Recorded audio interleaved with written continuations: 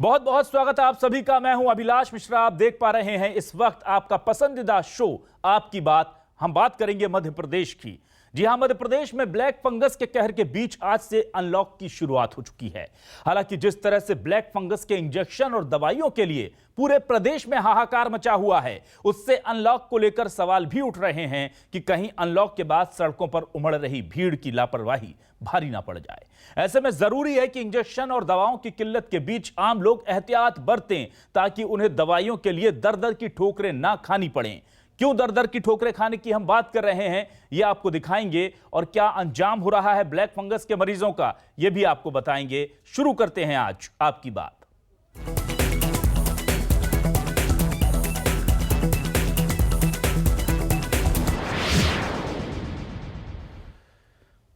तो अपने शो को शुरू करें उससे पहले आपको दिखाते हैं भोपाल के हमीदिया अस्पताल में भर्ती ब्लैक फंगस के मरीजों के परिजनों के क्या आरोप हैं। क्या उन्हें दवाएं मिल रही हैं, उन्हें इंजेक्शन मिल रहे हैं? सरकारी बातें एक तरफ, ग्राउंड जीरो पर जाकर न्यूज 24 मध्य प्रदेश छत्तीसगढ़ ने जब हकीकत खंगाली तो वहां जो कुछ मिला वो चौंकाने वाला था, क्योंकि आज से हम अनलॉक में प्रवेश कर रहे हैं और आप देखिए हकीकत क्या है। मध्य प्रदेश में अभी भी ब्लैक फंगस के इंजेक्शन की भारी कमी देखने को मिल रही है। एमपी में 1300 के करीब मरीज हैं और अब तक एमपी को सिर्फ 13,000 एम्फोटेरेसन बी का इंजेक्शन मिला है और इसी से अंदाज़ा लगाया जा सकता है कि इंजेक्शन की कितनी किल्लत है। मैं इस वक्त हमीदिया अस्पताल में मौजूद हूँ और यही वार्ड बनाया गया है जहाँ पर मध्य प्रदेश के तकरीबन 200 से 300 के करीब जो हैं वो मरीज़ यहाँ पर भर्ती हैं और उनका इलाज लगातार किया जा रहा है। सरकार की तरफ से दावे भी किए जा रहे हैं कि वो तैयारियां पूरी कर ली है, लेकिन जिस तरीके से हम देख रहे हैं कि इंजेक्शन की भारी किल्लत देखने को मिल रही है। सरकार ने सिस्टम भी बदला है। पहले जो थे हमीदिया अस्पताल के एडमिन ब्लॉक में आकर वहाँ पर एक फॉर्म भरा जा रहा था, वहाँ से इंजेक्शन मिल रहे थे। अब जो है प्राइवेट अस्पतालों को भी इंजेक्शन सरकार खुद सीधे उपलब्ध करवा रही है, जैसे रेमडेसिविर करवा रही थी। मेरे साथ कुछ मरीज के परिजन मौजूद हैं, उन्हीं से बात करते हैं। सर, कितने दिन से मरीज आपके? एक मिनट लगा रहा हूँ दीदी मैं। कितने दिन से मरीज भर्ती? सर हमारे यहाँ 15 दिन से हम लोग भर्ती हैं। 15 दिन में कितनी बार लगे हैं अब तक? 15 दिन में मान के चलो 5-7 बार लगा है। बाकी अपन को टैबलेट दिया जा रहा है। ऐसा नहीं है कि जिस दिन इंजेक्शन नहीं उस दिन टैबलेट दिया जा रहा है। इंजेक्शन की भारी किल्लत और आंकड़े भी बताते हैं कि इंजेक्शन राज्य सरकार के पास है ही नहीं, क्योंकि बाजार से जो उपलब्धता होनी थी वो भारी कमी देखने को मिल रही है उसमें, और इसी के कारण मरीज के परिजन अब परेशान हो रहे हैं। कैमरामैन राघवेंद्र के साथ शब्बीर अहमद, न्यूज़ 24 भोपाल। दरअसल ये मामला इसलिए हम उठा रहे हैं क्योंकि ग्वालियर की एक बेटी ने गुहार लगाई थी सोशल मीडिया पर अपने पिता की जान बचाने की, और उसके बाद क्या हुआ, सोनू सूद ने उनकी मदद की थी, लेकिन आखिरकार नतीजा क्या निकला ये आपको दिखाएंगे। पहले आप ये गुहार सुनिए। मेरा नाम रेनू है और मेरे पापा का नाम राजकुमार शर्मा है। वो इधर अपोलो हॉस्पिटल में एडमिट है। सर, उन्हें एडमिट हुए लगभग 8 से 9 दिन हो चुके हैं। क्या नाम है बच्चे आपका? Sir Renu Chaturvedi. Sir sorry sir Renu Chaturvedi. Sir actually हम लोग चतुर्वेदी और शर्मा दोनों लिखते हैं ना, तो ऐसा है। रेनू शर्मा आप बोल सकते हैं सर। आपका हुआ वायरस का इंतजाम हुआ आपको? सर अभी डीएम सर आए थे हॉस्पिटल में। बाकी सर मैंने मामा जी को कॉल किया था क्योंकि वो वहीं अटेंडर हैं, बट मेरी सर उनसे बात नहीं हुई क्योंकि वो कॉल पिक नहीं कर रहे अभी। ये जो बच्ची है रेणु अपने पिताजी को बचाने के लिए गुहार लगा रही थी कि इसे इंजेक्शन मिल जाए ब्लैक फंगस के। इनके पिताजी की आज डेथ हो गई है। मतलब सरकार से गुहार लगाई, समाज सेवियों से गुहार लगाई, फिल्मी सितारों से गुहार लगाई, लेकिन जान नहीं बच पाई। ऐसे में न्यूज़ 24 मध्य प्रदेश छत्तीसगढ़ उठा रहा है बड़े सवाल। क्या है सवाल, हम आपको दिखाते हैं। हमारे सवाल है कि मध्य प्रदेश में ब्लैक फंगस का कहर मुश्किल है, अनलॉक की डगर। अनलॉक तो हो रहा है, लेकिन कैसे होगा? अनलॉक पड़ना जाए भारी, इंजेक्शन दवाओं के लिए मारा मारी, दवाएं कितनी कम है ये भी दिखाएंगे। अनलॉक करेंगे तो कोरोना लॉक कैसे करेंगे, क्योंकि अभी हालात उतने अच्छे नहीं हुए। अनलॉक करना मजबूरी है, पर एहतियात बरतना भी जरूरी है। ये तमाम सवाल थे, आपको हम बता दें, और इसीलिए हम ये आज डिबेट जो है इसे शुरू कर रहे हैं। हमारे साथ मेहमानों का कुछ खास एक पैनल जुड़ा है। हम बात कर लेते हैं। सबसे पहले भूपेंद्र गुप्ता जी, आपका बहुत बहुत स्वागत है। उपाध्यक्ष हैं मीडिया विभाग कांग्रेस के। भूपेंद्र जी, स्वागत है आपका न्यूज 24 मध्य प्रदेश छत्तीसगढ़ पर। राजपाल सिसोदिया, वरिष्ठ बीजेपी नेता प्रवक्ता, हमारे साथ जुड़ चुके हैं। सिसोदिया जी, बहुत स्वागत है आपका भी न्यूज 24 मध्य प्रदेश छत्तीसगढ़ पर। और वरिष्ठ पत्रकार, मध्य प्रदेश के जाने माने चेहरे दिनेश गुप्ता जी हमारे साथ जुड़ चुके हैं। दिनेश जी, स्वागत है आपका न्यूज 24 मध्य प्रदेश छत्तीसगढ़ पर। भूपेंद्र जी, हम देख रहे हैं कि एक तरफ अनलॉक की तैयारी, तमाम दावे वादे और हर चीज, ऐसा लग रहा है कि हमने कोरोना पर जंग जो है वो जीत ली है। लेकिन यहां देखिए, एक तरफ एक बच्ची जो अपने मामा के लिए, अपने पिता के लिए गुहार लगाती है मामा से, उसके पिताजी की डेथ हो जाती है। और आज हमने दिखाया कि भोपाल में दवाओं की किस कदर कमी है, खासतौर से ब्लैक फंगस की। ये अनलॉक, ये लापरवाही, ये जल्दबाजी कहीं दिक्कत तो पैदा नहीं करेगी? देखिए, दिक्कतें तो इसलिए आनी कि बहुत हड़बड़ी में काम हो रहा है। जब तक जीरो आने तक भी इंतजार किया जा सकता था, 2-4 दिन में हो जाती वो स्थिति। लेकिन इसकी क्या उतावली थी, अभी समझने से परे है। लेकिन फिर भी जो है, अनलॉक की स्थिति इसलिए आनी चाहिए थी कि जो है, हमें अपनी अर्थव्यवस्था भी देखना है और वो सारी चीजें भी देखनी है। लोगों के पास काम नहीं है, बेरोजगारी जबरदस्त है, उस सबसे बाहर निकलना भी एक टास्क है। लेकिन बड़ी हैरत इस बात की है कि मध्य प्रदेश की सरकार ने जो फैसले किए हैं, वो मतलब उन्होंने इस फैसले को मजाक बना दिया है। एक शहर में फैसला हुआ है कि दाएं तरफ की दुकानें पहले खुलेंगी एक दिन, दूसरे दिन बाएं तरफ की दुकानें खुलेंगी। एक शहर में फैसला हो गया है कि साहब 12 बजे तक की दुकानें खुलेंगी। एक शहर में फैसला हो गया है कि जो है, कुछ दुकानें 5 बजे तक खुलेंगी, कुछ 8 बजे तक खुलेंगी, कुछ जो है, और शराब की दुकानें 11:30 बजे रात तक खुलेंगी। तो ये जो शराब के प्रति जो सम्मोहन है इस सरकार का, ये चीजें समझ से परे है कि आखिर आप जो है, इतनी भांति भांति के जो है आदेश क्यों निकाल रहे हैं। एक तो आदेश निकल गया था अभी, जिससे बड़ी सरकार की बदनामी हुई कि सेक्स वर्कर को उन्होंने जो है उच्चतम जोखिम वाला मान लिया था कि उसको पहले वो लगाना है, और फिर बड़ी सफाई से उसे सैलून वर्कर कर दिया जाता है। उसे बड़ा संशोधित किया गया। तो आज परिस्थिति ये खराब है। दूसरी चीज ये है कि सरकार का जो पूरा जोर होना चाहिए, वो होना चाहिए उपलब्धता कराने में। जो दवाइयां हैं, जो वो है, आपने जिस वार्ड को दिखाया है ब्लैक फंगस के लिए, उसके हालात देख के कोई कह सकता है इतने बड़े अस्पताल में ऐसी व्यवस्था है? ये सब चीजें जो है, सरकार अगर नहीं देखेगी तो जो निश्चित रूप से जो दुखद दृश्य सामने आ रहे हैं, कई बच्चियों की पुकार जो है व्यर्थ जा रही हैं, कई लोगों की प्रार्थनाएं व्यर्थ जा रही हैं, और सैकड़ों जो मौतें हो रही हैं, रुक नहीं पा रही हैं, तो वो चीजें बड़ी जबरदस्त है। और मैं आपसे कहूंगा कि जिस अस्पताल के आपने दृश्य दिखाए, उस अस्पताल में 875 इंजेक्शन चोरी गए थे जी। उसमें से 425 इंजेक्शन का अभी तक हिसाब किताब नहीं मिल रहा। 2 महीने में पुलिस ये जांच नहीं कर पाई। एक रजिस्टर भी कथित रूप से जो है, अखबारों ने छापा बताया कि पकड़ा गया था। किसके नाम है, किसके नाम आवंटित हुए? जो अपने नाम पर ही आवंटित कर लिए इंजेक्शन और कह दिया कि चोरी हो गई। ये खेल चल रहा। इन्हें हमारे माननीय मुख्यमंत्री जी संवेदनशील है, इसलिए नरपिशाच कहते हैं। लेकिन ये नरपिशाच खुलेआम घूम रहे हैं और इन नरपिशाचों के कारण लोगों की मौतें हो रही हैं। ठीक, सिसोदिया जी के पास आते हैं। सिसोदिया जी, मुख्यमंत्री ने कहा था नरपिशाच है जो रेमडेसिविर इंजेक्शन की कालाबाजारी करते हैं, और उसके बाद हमने देखा कि ब्लैक फंगस को लेकर के तमाम एहतियातों के बाद भी उसके भी नकली इंजेक्शन बेचते हुए उज्जैन में पकड़ लिए जाते हैं, अवैध तरीके से जो बिक रहे थे, जो पूरी तरह सरकार के नियंत्रण में थे। एक तो ये सिस्टम में कसावट क्यों नहीं है? दूसरा ये कि हम देखते हैं कि जब ब्लैक फंगस के इंजेक्शन की बारी आती है, बात आती है, तो ये महाराष्ट्र को दिए गए, सबको दिए गए, लेकिन मध्य प्रदेश को अभी बहुत कम मिल रहे हैं। 2 से 3 दिन बाद इंजेक्शन मिलते हैं, जबकि एक दिन में 4 से 8-9 इंजेक्शन तक लगाने पड़ते हैं। और अभी जो आंकड़ा मैं देख पा रहा हूं, ये जो मरीज हैं उनके लिहाज से कम मिल रहा है। इसीलिए जो ग्वालियर की बच्ची थी जिसने गुहार लगाई थी, उसके पिता की डेथ भी हुई है कहा जा रहा है। तो ये उपलब्धता कब तक सुनिश्चित होगी जब डबल इंजन की सरकार है देश में? तो देखिए, निश्चित तौर पर कोई भी राष्ट्र जब चिकित्सा संसाधन उपलब्ध करवाता है या व्यवस्थाएं बनाता है, तो ये सोच के कोई राष्ट्र नहीं बनाता है कि उसकी पूरी जनसंख्या बीमार हो जाएगी। रेमडेसिविर इंजेक्शन की बात हो, चाहे ये एम्फेटेरेसिन की बात हो, एम्फेटेरेसिन बी का जो इंजेक्शन है, ये भी कहीं ना कहीं मध्य प्रदेश इसमें किसी अन्य राज्य पर निर्भर है, अन्य प्राइवेट कंपनियों पे निर्भर है, क्योंकि सरकार उत्पादन नहीं कर रही है इसका। ये बात समझना पड़ेगी और ये समझाना भी पड़ेगी। परंतु उसके बाद जैसे इसकी आवश्यकता बढ़ी, तो आप देखेंगे कि मध्य प्रदेश की सरकार ने पूरी ईमानदारी के साथ, मुख्यमंत्री जी ने संवेदनशीलता के साथ जिस प्रकार से इस पूरी व्यवस्था को अपने हाथ में लेकर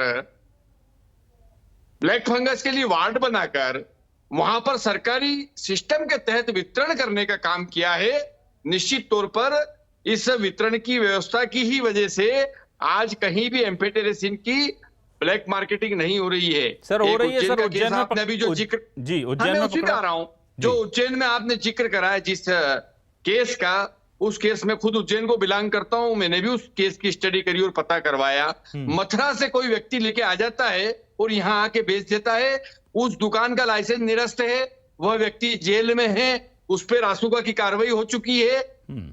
तो निश्चित तौर पर सख्ती के साथ में ये सरकार दंडात्मक कार्रवाई भी करने का काम कर रही है। सिसोदिया जी, लेकिन एक मेरा बहुत प्रकरण हुए थे। सिसोदिया जी, एक छोटा सा सवाल है। पर डे अभी जो मरीज हैं उनके लिहाज से पर डे करीब 5000 इंजेक्शन हमको पर डे चाहिए, और हमें केंद्र से मिलते हैं कभी 2300, कभी 3800, कभी 3850। तो ये बाकी का जो कोटा है, ये घाटा है, ये गड्ढा जो है, इसको आप कैसे पूरा करेंगे? क्योंकि ये तो मरीजों के लिए जान बचाने वाले इंजेक्शन है सर। निश्चित तौर पर आपूर्ति बढ़ाने की बात हो रही है, प्रोडक्शन बढ़ाने की बात हुई है प्लांट्स में, रात दिन वहां पे जो है प्लांट्स अपनी क्षमता से ज्यादा निर्माण करके देने का काम कर रहे हैं। मैं वही बात पे आ रहा हूं कि कोई भी राष्ट्र ये नहीं सोचता है कि उसकी पूरी आबादी जो है बीमार हो जाएगी। संसाधन जो है सीमित है, आवश्यकता एकदम से पड़ गई है, मांग और पूर्ति के बीच में बड़ा अंतर है। उस अंतर को पाटने का सिर्फ और सिर्फ एक तरीका है कि कैसे इसका प्रोडक्शन बढ़ाया जाए। तो प्रोडक्शन बढ़ाने का काम सरकार के आग्रह पे प्राइवेट एजेंसियों ने करने का काम किया है, इन प्लांट्स ने बढ़ाने का काम किया है, और उसको लेकर उसका पूरा नियंत्रण अपने हाथ में लेकर किस प्रकार से मरीजों तक पहुंच के वो मरीजों को इंजेक्ट हो जाए, इस बात की चिंता सरकार ने करने का काम किया है। बहुत सुचारू व्यवस्था करने का काम किया है। जिस दिन अगर किसी कारण से इंजेक्शन नहीं दे पा रहे हैं तो उस दिन फिर टैबलेट दे के काम चला रहे हैं, परंतु सुपरविजन में, डॉक्टर्स के सुपरविजन में पेशेंट का भूपेंद्र जी, मैं आऊंगा आपके पास, एक बार दिनेश जी के पास चल देता हूं। सरकार कर रही। ठीक है दिनेश जी, क्या आपको लगता है कि अनलॉक के कोशिश जो थी उस दिशा में बढ़ते हुए शायद ब्लैक फंगस के मरीज पीछे छूट गए हैं, और थोड़ी सी अगर और कोशिश करता प्रशासन तो अभी जो थोड़ा बहुत अंतर आ रहा है डिमांड और सप्लाई का दवाओं को लेकर, उसे दूर किया जा सकता था। लेकिन अब प्रशासन का पूरा फोकस, शासन का पूरा फोकस अनलॉक पर हो गया है, इसलिए ब्लैक फंगस के मरीज पीछे छूट गए। जो दूसरी वेव है उसमें जो कुछ भी कमी दिख रही है वो प्रबंधन की दिख रही है। ये पूरी दुनिया में हुआ, पूरी दुनिया का अनुभव हमारे सामने था। पहली वेव का अनुभव हमारे सामने था, जिसको शायद जो कम नुकसान हुआ था उसको हम अंडर एस्टिमेट कर गए दूसरी वेव को लेकर। हमारा इतना लंबा लॉकडाउन दूसरे फेज में भी रहा, और जब अनलॉक की बात हो रही है तो अभी भी मुझे ऐसा लगता है कि जो पहला दिन है मध्य प्रदेश में अनलॉक का, वो कोई बहुत एक्साइटिंग ऐसा नहीं, इस मायने में नहीं कहा जा सकता कि हम तीसरी लहर से बच जाएंगे।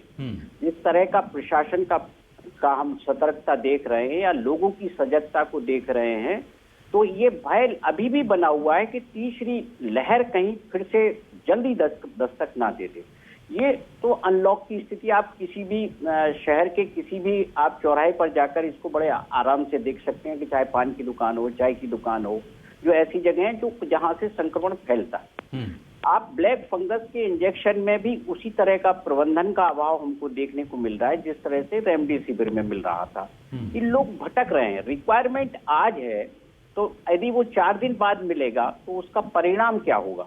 उसका परिणाम यही होगा कि जो है आदमी को एक सर्टिफिकेट लेने के लिए भी परेशान होना पड़ेगा कि उसकी डेथ किस कारण से हुई, क्योंकि जो जिम्मेदारी है सरकार की वो किसी ना किसी स्तर पर, खासकर जो हेल्थ डिपार्टमेंट है, उसको स्वीकार करनी पड़ेगी कि हाँ, जिस तरह से सिसोदिया जी कह रहे हैं ना कि ऐसी कल्पना नहीं करते, ये निश्चित तौर पर अकल्पनीय स्थितियां हैं, लेकिन इन अकल्पनीय स्थितियों में ही सरकार का प्रबंधन और उसकी सजगता देखी जाती है कि वो जन कसौटी पर कितनी खरी उतरी है। बिल्कुल, मैं आपका आता हूं। भूपेंद्र जी, आप कुछ कहना चाह रहे थे बीच में। साथ ही मेरा एक सवाल भूपेंद्र जी आपसे भी है कि क्या लगता है, जब ऑक्सीजन की जरूरत थी ऑक्सीजन नहीं थी, रेमडेसिविर की जरूरत थी रेमडेसिविर नहीं थी, जब ब्लैक फंगस की एम्फोटेरेसिन की जरूरत है वो नहीं है, तो ऐसा लग रहा है कि हम गलतियों से सीख नहीं रहे हैं। और उसके बाद जब अनलॉक होता है तो सबसे ज्यादा देर तक खुलने वाली चीजों में जिसका नाम है वो है शराब की दुकान। दुकान किराने की, दूध की दुकान कुछ समय के लिए खोलेगी, लेकिन शराब की दुकान सुबह से शाम तक खुलेगी। और उस पर यह दलील दी जाती है कि देखिए, दूध का तो सुबह और शाम की जरूरत होती है, लेकिन शराब की दुकान हम सुबह से रात तक खोल देंगे। ये आपको लग रहा है कि अब जो है एक बार फिर से व्यावसायिक सोच के साथ सरकार आगे बढ़ने जा रही है, मरीज और जनता पीछे छूटेगी?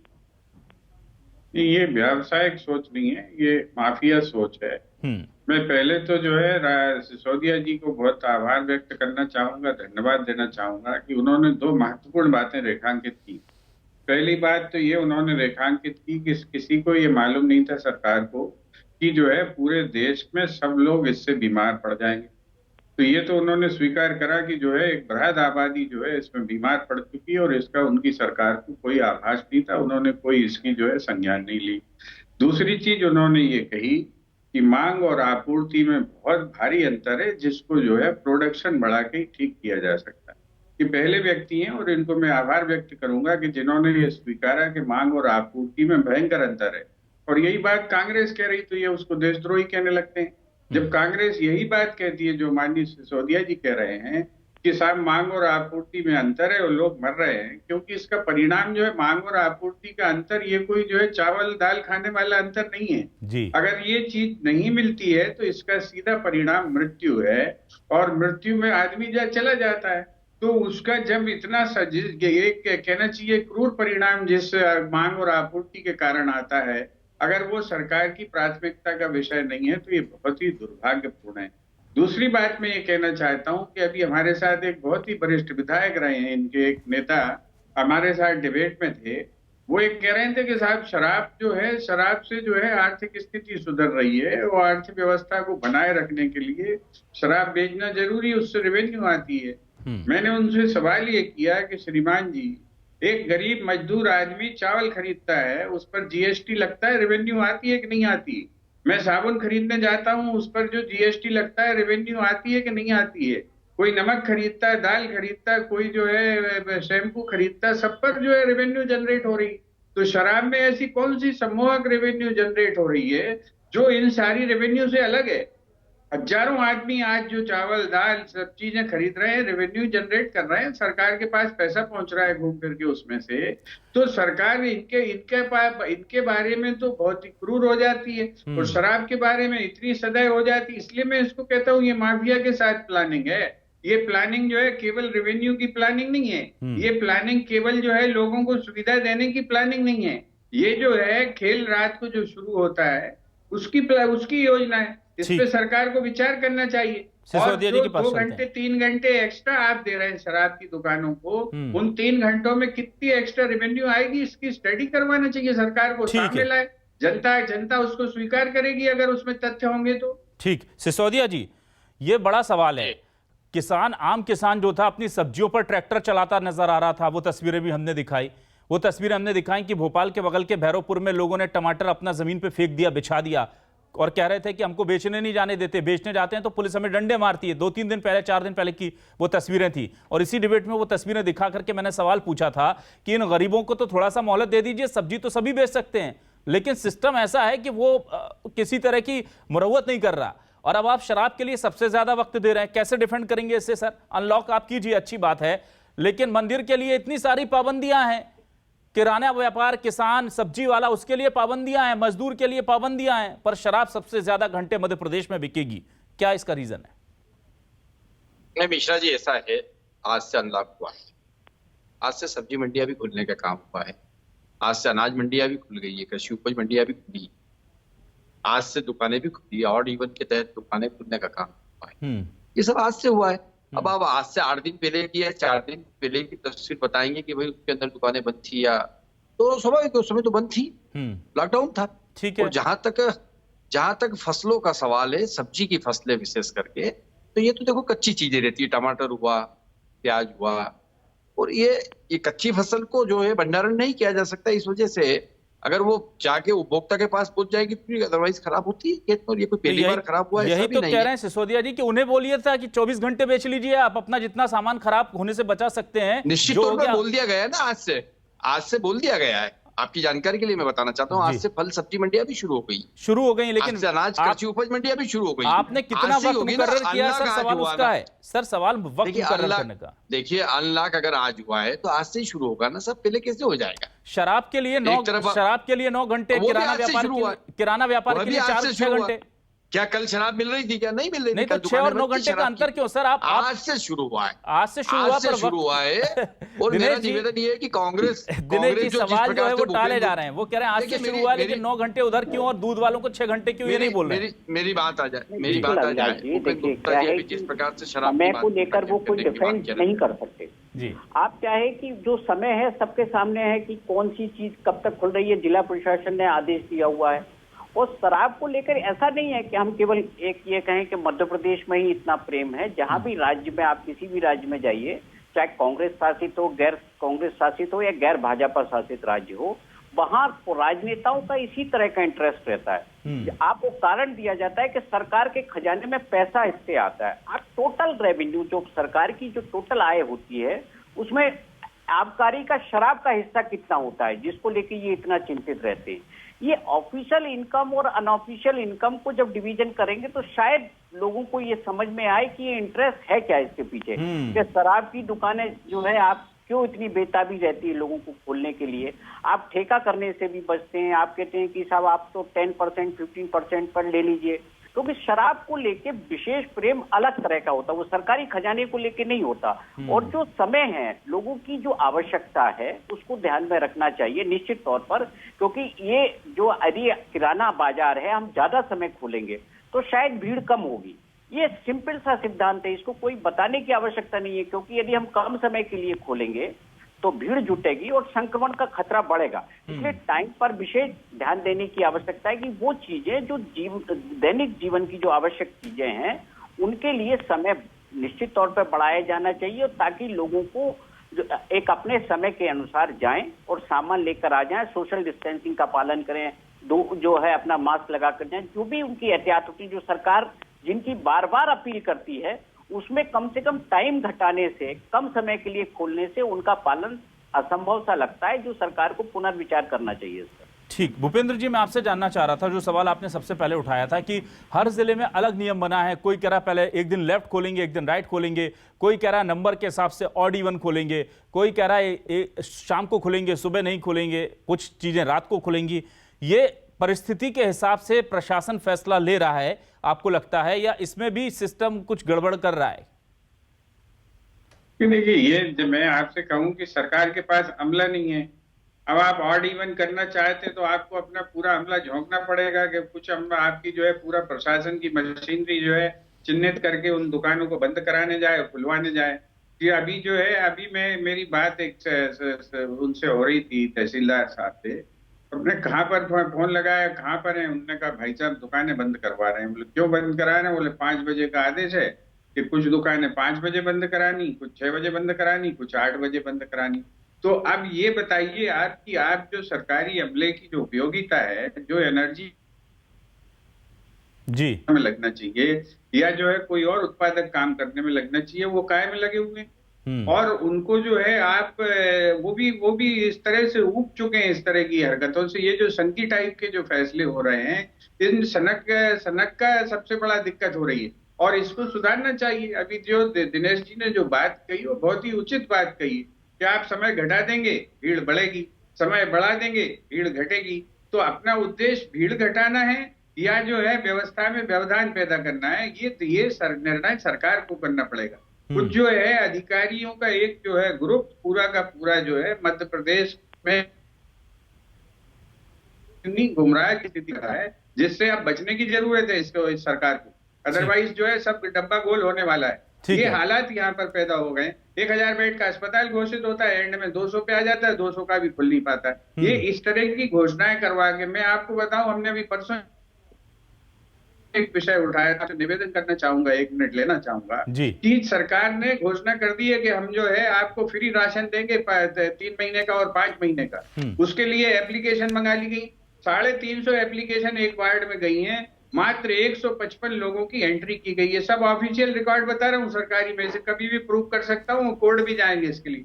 और उसके बाद पर्ची इश्यू की गई केवल 10 लोगों की। और उन 10 लोगों को भी राशन नहीं दिया गया। 31 मई तक 1 तारीख से जो है खुल रहा है लॉकडाउन। आप बताइए कि राशन की जरूरत किसी गरीब आदमी को कब थी? लॉकडाउन में थी कि अब होगी? सिसोदिया जी, बड़ा गंभीर आरोप है, चाहे वो लाशों के आंकड़े हों, चाहे कांग्रेस के निराधार बात कर रहा हूँ, कांग्रेस के 50,000 निराधार जिस आरोप को भूपेंद्र जी कह रहे हैं, लोगों के साथ पर्ची उनको दी जाती है जो पात्रता सूची में नहीं है और पात्रता सूची में जो पढ़ते हैं वो। सरकार इसकी मॉनिटरिंग कर इसलिए रही है? 10 लोग बड़े होंगे, इसलिए 10 पर्ची दी गई होगी। बाकी पात्रता सूची में जो आते हैं जिनके पास राशन कार्ड है उनको राशन कार्ड बिना पर्ची के मिलेगा। उन्होंने कहा कि साहब हमें दूसरी बात ये कह रहे थे कि प्रशासनिक अधिकारी लॉ एंड ऑर्डर में लगे, तो भैया प्रशासनिक अधिकारी से क्या काम करवाएंगे? लॉ एंड ऑर्डर का तो काम कराएंगे।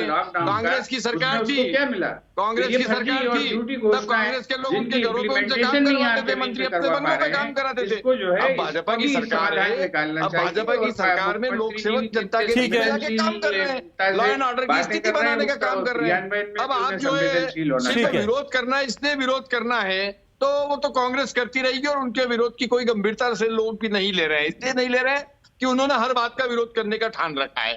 अगर वो 6 बजे दुकान बंद होने की बात हो रही है आज, तो वो कह रहे कि 8 बजे तक क्यों नहीं खुली हो रही है? अगर 8 बजे तक का कर देंगे कल हम, तो कहेंगे कि ये तो 8 बजे तक चला रहे, 5 बजे क्यों नहीं बंद हो रही है? तो देखिए इस प्रकार का नहीं है।